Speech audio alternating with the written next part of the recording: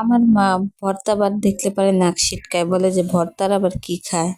আর আমি যদি খাই এরকম বলে যে বাপের মতো খালি মশলা বাটা দিয়ে ভাত খাইতে পছন্দ করে। তো আমাদের পাবনা জেলে কিন্তু ভর্তা বাটাকে আর কি মশলা বলে, যেটা পাটায় মিহিন করে বাটা হয় ওটাকে বলে মশলা বাটা। তো বাদাম ভর্তা বানানোর জন্য এখানে বাদামগুলো আমি টেলে নিচ্ছি। এখানে কিন্তু তেল দেই নাই, কড়াইতে সামান্য পরিমাণে তেল দেওয়া হয়েছিল, একটু ভাজা পোড়া কড়াই ছিল এটা। আর কাঁচা রসুন, পেঁয়াজ, কাঁচামরিচ এগুলো সুন্দর করে ভেজে নিলাম। তো রসুনটা একটু বেশিই দিতে হয়, তাহলে কিন্তু মজা লাগে বাদাম ভর্তা। তো এখানে লবণ মিক্সড করে একটু পানির সাহায্য নিয়ে বেটেছি, তা নাহলে কিন্তু একদম আঠালো শক্ত শক্ত হবে। তো আমি একটু বারবার করে অল্প পরিমাণে পানি মিক্সড করে এভাবে বেটেছি, বেশ ভালোই হয়েছে। আর একদম মিহিন করার কোনো প্রয়োজন না, হালকা একটু দানা দানা থাকলেই ভালো লাগে। তো এখানে আমি সরিষার তেলও দিয়ে দিলাম, লবণটা পারফেক্টভাবে দেখে নিয়ে নিলাম।